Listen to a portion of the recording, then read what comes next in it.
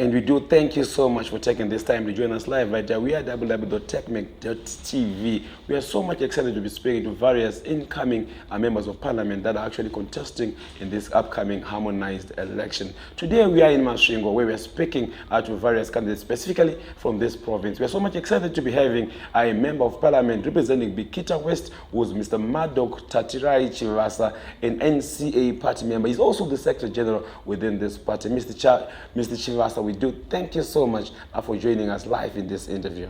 Thank you for considering inviting the NCA party to this important interview. So we need to understand, what will you do to ensure that authorities implement Zimbabwe's constitutional and international obligations relating to the right to freedom of expression and the right to information, if you do assume power? Yeah, yes, maybe to say that as NCA party, the right to freedom of expression and association is a right that we think is a fundamental right. And if we happen to form the next government, what we will do is that already we're not in agreement with the existing constitution that is there. We believe that it's a bad constitution, particularly that it just states right without protecting them. So if we become government, we ensure that the right is protected. That is what is missing. As you are rightfully saying, it's guaranteed, it's stipulated in the constitution. What is not there is to ensure that it's followed. So that is the safety that we'll put. If we become government, we ensure that it becomes mandatory to observe those rights. How will you ensure effective remedies and reparations for individuals, including activists, who have reportedly been attacked and harassed by security agents? The first thing is that there is need for truth-telling to establish the truth in terms of what happened during those violations, who were the perpetrators of those acts, and make sure that the perpetrators apologize to the victims. Then we ensure that obviously the victims are compensated adequately in terms of the damages that they incurred because of the torture, because of whatever inconvenience which they went through.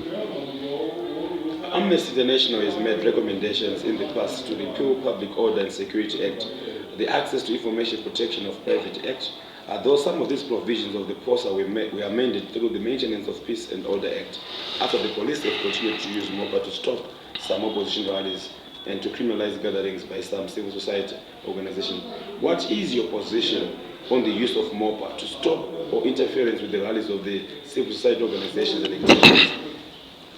Yes, we believe that if we become government, we will totally get rid of legislation such as MOPA. They are draconian legislations and they should not find any room in a democracy.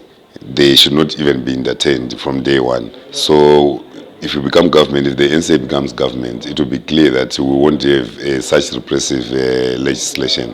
There is not any need to try and put legislation to ensure that people don't freely express themselves. So instead of having such laws, we actually don't need them, so that we ensure and secure that people have got their guarantee of freedom of expression and even freedom after expression.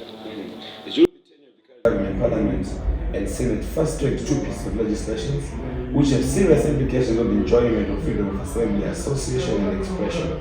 The two laws, the Criminal Codification and the Reform Amendment Act, commonly referred to the Patriotic Bill and the PVO, which are badly drafted and contain unconstitutional provisions, have been castigated by the general public and criticized by the international community. What is your position on these two pieces of legislation? What will you do as an MP to promote and protect the freedoms that are important for open civic space? Yeah, as NCA party and apparently also as a contestant in the same elections to be member of parliament for Bikita West, if I'm successful and I'm elected to be member of parliament for Bikita West, what it means that I'll push a deliberate legislation to ensure that we recognize that people have got their own rights. You know, the parliament that was there passed such legislation obviously in error because it's in violation of the rights that are stipulated in the constitution. So what we need to do is that if we get the next parliament being a parliament that is conscious to the effect that this legislation that has been passed, they are actually contrary to the supreme law. It means that what we just need to do if we elected is the next legislature is to push and for the abolishment of these two legislation. They are not saving anything. They are just there to ensure that they further violate human rights. Just take you to another issue of excessive force by our police officers. With reference to the August 1, 2018 shootings, the president deployed the army to quell protesters who took to the streets protesting delays in the release of the electoral results. The army shot and killed 6 people. A commission of inquiry was established under the Mutadle Commission. Even the killings had said the deployment of the soldiers, which was unjustified and disproportionate. None of these suspected to be responsible for the killings have been brought to justice. What are your views on how the police respond to the protests and rallies in Zimbabwe? I believe that from a personal point of view, then obviously from an institutional point of view, we believe that there is need for police to do their job without fear or favor. So firstly, previously and in most cases, the police has not been up to the task in terms of the way that they've handled opposition political parties and opposition leaders and even civic activists. We find that we have never had situations whereby police trample against ZANU-PF members' rights, for example, but we've always had foul cry and outcry from the opposition. So there's that problem that already the police is the way they handle, even when they're clearing our meetings, seems that the most meetings that are not allowed to prefer are opposition political parties meetings. We have never had a situation whereby we have witnessed a situation whereby ZANU-PF has been denied a chance to have any rally. We even wonder if they even may make those applications that are required by the law so that you are guaranteed the permission. We even wonder if they actually apply. So the police, they are not neutral, and we also believe that they've also perpetrated impunity in the sense that there are cases of violence, for example, where we hear that certain individuals are linked, they've been responsible for particular acts, and recently we actually had an opposition CC member dying in Glenview. And you see, once there's some impunity and we've got people boasting that they can actually take people's lives and nothing will happen to them, that is the problem that we have with the police. They've not been able of late to ensure that they get all the perpetrators of violence, they arrest those people who go against the law. It's as if they have a random cherry pick to say that if they want to arrest you, they will arrest you. If they don't want to arrest you, they won't arrest you. If they just want to call you, then we've got several examples, and you would know the way we had other people who have been arrested and they were coming from a ruling party, the way they were treated. Would actually see them coming to court, the way they are handled. You see this issue of selective application of the law that you're speaking about. What are you going to do to end this culture of impunity? Right. If we become government, obviously we need to professionalize the police. This is all coming from a professional police. We need to start from making sure that the police service is professional, and that is what we are going to ensure as government, to say we prioritize our resources to ensure that our police are trained to be more professional than what they are now. Let's speak about one of the most disturbing issues, the end of disappearance of to individuals. On the 9th of March 2015, we detained a journalist and a pro-democracy activist leader, and the protest will be using the Occupy Africa Unity Square movement. It disappeared in Harare, and in 2016, the UN Human Rights Council reported to the working group on the UPR. Zimbabwe accepted the recommendations to investigate the disappearance of Itai Zamara and ensure these suspected those suspected to be responsible are brought to justice. Sadly, it's now 8 years later. The case has largely remained unsolved, and his whereabouts up until now they remain unknown. What will you do to ensure the truth to what happened to Ntai Zamara and other disappeared individuals would come to light? Yeah, firstly, if we become government as NCA, we'll put a commission of inquiry that will look into all the disappearance that has happened before. Not only the Itai Zamara case, but any other disappearance that we have witnessed.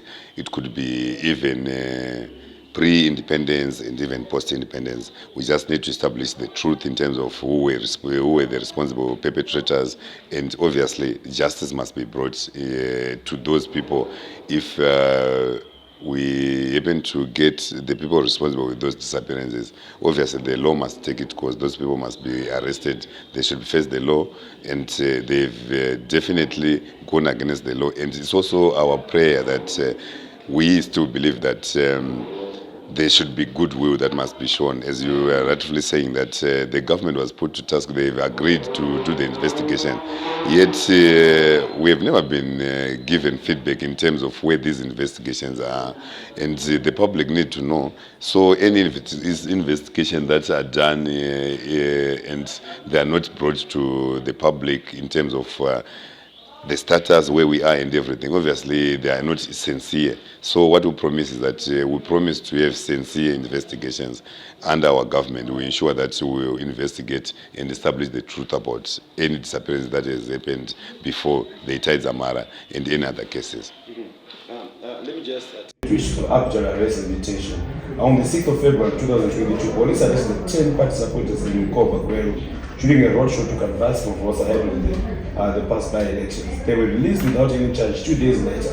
On 13 May 2020, Johanna Mamombene, Saimaro, Cecilia Shimbeli, the famous three, were arbitrarily arrested in Harare after leading an anti-government protest, taken to a police station and they were forced into an unmanned car. What would you do to ensure that the correct application of the law and ensure the critics of the government are also allowed to express themselves without fear, harassment?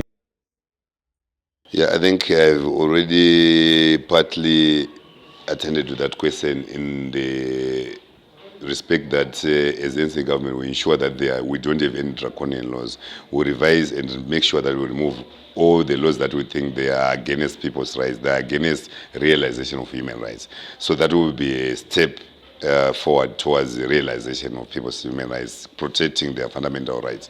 And we will also have public relations that we ensure that people are made to understand their rights, they are made to know their rights, and we will also have a deliberate policy to go out and campaign for human rights, to go out and make people know their rights, to go out and make people, those potential perpetrators, know the consequences of going against human rights. This is currently what is lacking, that the government is not putting more effort to ensure that there's information dissemination in terms of human rights realization, in terms of the consequences that one can face if found in violation of human rights. On April 2021, the High Court set aside the prosecution of Opo Shuman on charges of publishing falsehoods and communicating false statements, ruling that she has been arrested and prosecuted based on a non-existent law. What would you agree that the police, the National Prosecuting Authority, and the magistrates need to be capacitated? Yes, I will agree that our police and the magistrate courts need to be capacitated, because sometimes it's quite embarrassing that you see you actually have a worst case. You remember the case of someone who was charged with murder, and later on when you see this stray policeman Muvevi then was caught and arrested, he then actually testified to the effect that he was the one who was responsible for the death of someone who was already serving in prison. So this is the extent of the humiliation that we find in our institutions. Obviously, they need to be capacitated, there need to be more trainings, they need to ensure that they've got enough equipment to ensure that during prosecution they take information correctly, and that obviously we need to ensure that we have the desired expertise to ensure that justice is always delivered, and it must be seen to be done. In terms of capacity in these very key arms of the state, specifically the judiciary, what areas do you think need priority? Yes, I think the priority that we are going to then give as NCA, we believe that the issue that the documentation is not computerized, for example, it's problematic because we can't have a situation whereby we've got all dockets as in just a heap of papers in an office, whereby we can just simply design, you see, relevant expertise that we have. They can actually design and capture information that are needed there without having papers. And I think even to try and prosecute using online prosecution where we can do, I think lawyers can do filing, and even people who are not represented can just file their papers online without necessarily having to visit the courts themselves. These are all the things that needs capacitation in terms of working towards ensuring that obviously there is full respect of rule of law and human rights. According to the UNHCR, Zimbabwe approximately has 300,000 people that are currently at the risk of statelessness.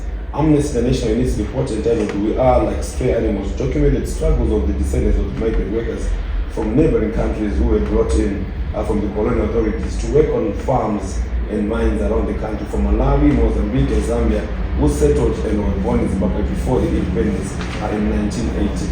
What is your position on hundreds of thousands of Zimbabweans who remain stateless or at risk of statelessness due to Yeah, there's need for any incoming government, and if we happen to be one, to ensure that documentation of citizens, particulars, is taken seriously, and there's also need to ensure that the laws themselves are flexible to ensure that any person wanting to get some documentation, they can easily get them. We still live in an era where, for example, someone cannot take their birth certificate on their own. There's not any need for that, because let's say, assuming that someone does not even have anyone to go with to take a birth certificate as an example, why would we not have a situation whereby an individual, without even probably a mother, without even a father, be able to even get national documentation, ID, passport, or whatever? So there's need to ensure that we also campaign against the aspect of thinking that Zimbabweans are the ones who are local are the only Zimbabweans. Because most of the people we're failing to have documentation, are people who are living in diaspora. If you go to South Africa, the people there, they don't have birth certificate, they don't have IDs. It's because we don't have, for example, adequate infrastructure to ensure that we give those people the documentation that they need. There's nothing that can stop a government which will be conscious of human rights like ours to ensure that we have, let's say, for example, even a mobile office that ensures that it will ensure that everyone has got their documents. And we ensure, I want to emphasize that the rules that governing the taking of the documents are quite so rigid to the extent that they've made it more difficult for other people in particular situations to obtain the required documentation. So what are the support measures that you put in place to ensure that access to acquiring citizenship to all those who need, especially those in remote areas, can easily access it to? Yes, I've already alluded to the issue of mobile offices. We can have mobile offices that goes at district level, where they will go to remote areas. We know that in every district already there are offices doing that kind of work. But now the expectation is that people have to visit to those offices in order to get a service. What will be different from us as NCA is that we ensure that as government, we actually have mobile offices to go in outreach. You see, the current government normally does such an exercise. It's only that they do it as of when they think it's necessary. We are just saying it must just be done as every day throughout the year. Not that to say that this week we are having a mobile, and in this province, no. It must just happen every day. It must be a continuous process. So that is, yes. What is your current, what is your view on the acts such as the 1984 Citizenship Act, which are not consistent with the Constitution? Yes, they need to be abolished, and be, like you are rightfully saying, obviously they ultra-vires the Constitution, and the Constitution is clear in Section 2 that any act or any legislation that is contrary with the supreme law must be deemed void. So it's clear that once a legislation, once an act is against the supreme law, then obviously it's not supposed to be given the status of a law. It's simply because of so the legislators who are not up to the task, who are not conscious about the need to align such acts with the whole constitution, that we still find ourselves with that kind of situation. Let me just jump into the issue of death penalty. The recent High Court judgment sentencing two convicted murderers for death for the killing of a 7-year-old Chapio Makore of Murewa. There 3 years ago into the country's Mashonaland East Province in rural Murewa area. It's against the country's positive track record, which as Amnesty International we hoped will soon lead to the abolition of the death penalty. Zimbabwe has not executed any person on the death since 2005, and it's considered to have a de facto moratorium. There was only one death sentence which was imposed by the court in 2021 and none in 2022. The president also further continues to commute death sentences every year further, demonstrating the will to have the death penalty being abolished. However, the process is yet to begin. I need to know, what is your view as far as the death penalty is concerned? Yeah, our view as NCA is that we don't need the death penalty. In the current scenario in the Constitution is what we were against as the NCA. It was part of the points that were telling Zimbabweans to reject the Constitution in 2013. Because currently what is happening is that death penalty is excluded to particular class of people. For example, I think some people over the age of 60 years, and then also women. So now, if you look at it, then it doesn't even make sense. It means that it's a legislation that is just made for men under 60, yeah, under 60 years. It's not meant for any other person. So we don't have to have a legislation like that categorize people and then criminalize a certain class of people to say that if you're a boy or if you're a man of under the age of 60, then you again just face the death penalty. But if you're above 60 and if you're a man and if you're a woman, then you cannot not face the same penalty. We cannot have such state of affairs. It's regrettable, and we believe that there should not be death penalties against human rights. It must not find a place in a democracy.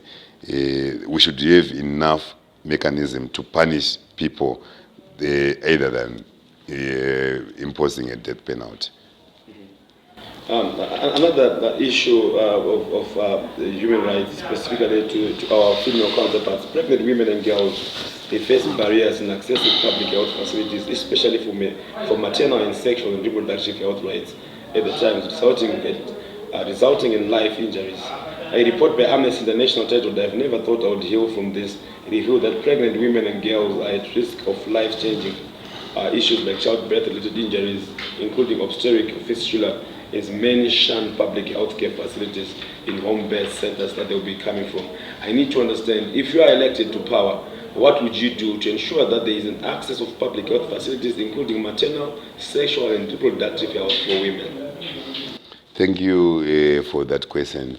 To start with, there will be a lot of that we'll do as NCA on that particular question that you have asked. The first thing is that we ensure that we increase the number of hospitals and clinics. We don't have enough hospitals and clinics. We've got a situation, especially in rural areas. Rural areas like where I come from, in Bikita, in Gutu, in Shreds, here in Mashingwe, if you go to the districts, you find that we still have a situation whereby people have to move more than 10 kilometers to go and access a clinic, to go and access a hospital. So to start with, we'll ensure that there will be more hospitals, there will be more clinics. We'll also ensure that we've got more ambulances, and we'll introduce the issue of mobile clinics, which will ensure that people can be attended as of when they need any health care. They should have a mobile clinic in every district that can attend to special cases like the ones that you are asking, the maternity issues. Then also we must ensure that there should not be any payment. That when women go to maternity, they are not supposed to pay anything. It should be the duty of the government to ensure that what people just need to do, not just women, for example, because we know that a child is not born out of a woman only. It's a product of a woman and a man. So what we are saying is that the responsibility of the father and mother must be restricted and end to just getting the preparation for the baby.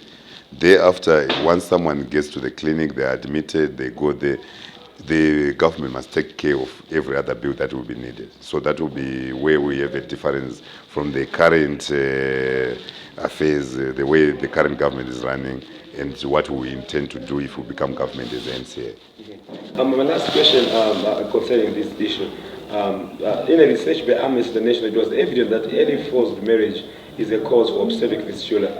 There are laws that are now in place to curb early forced marriages, but this is still happening, especially in Zimbabwe. What will you do as a parliamentarian to stop the impunity that is being enjoyed by those practicing early forced marriages? Because we have seen a lot of these cases, specifically for those that are related to certain individuals. They've been continuously mentioned as the perpetrators, but they've enjoyed their freedom while they continuously abuse our young girls. Yeah, I think there's need for information. Our people don't have information. That's why we end up with the perpetrators. That's why we end up with victims. But if people were aware that this should not happen, it means that we won't have people perpetrating that kind of acts. We won't have people accepting to be victims. So what is lacking is information dissemination, and as NCA government, we ensure that we disseminate information to the public to ensure that they are aware of their rights. Once then those rights are violated, they would know the procedures to take, they would know what to do once there was some violation that they witnessed. In my last question, what is your view about the young people accessing contraceptives and information on sexual reproductive health issues? Yeah, I think what we need to do is that we need to open the debate to the community, to our society. This is not a political issue. This is not an issue we can say what does the NCA party saying, what does ZANU-PF saying, what does Triple C saying, or any other political party. This is an issue that needs to be opened for discussion, whereby we have to take a position informed on what is the general opinion, the general public opinion. That will be our take as NCA. We think that we need to research more in terms of what, because it seems that there's some divided opinion on the matter. That's why we have not taken a position ourselves. What we just know is that we are against drug abuse, for example. We don't want our kids to abuse drugs. We don't want our kids to be sexually active before that age. We believe that probably it's the right age for them to be sexually active. But then for us to then determine that a particular age, what is the particular age which we can call is the rightful age for a kid now to start to be sexually active?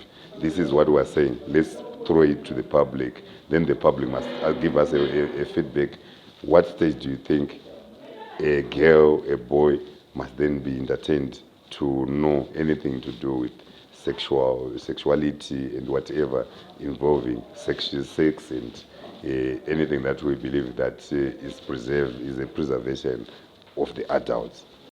Mr. Chivasa, we do thank you so much for giving us this very concise and powerful interview as far as insightful issues concerning human rights. I do thank you so much. We are greatly indebted for your time and your concise knowledge and information. We appreciate it. Thank you for considering inviting the NCA party to this important interview. And we do thank you so much for taking this time to join us live right there. We are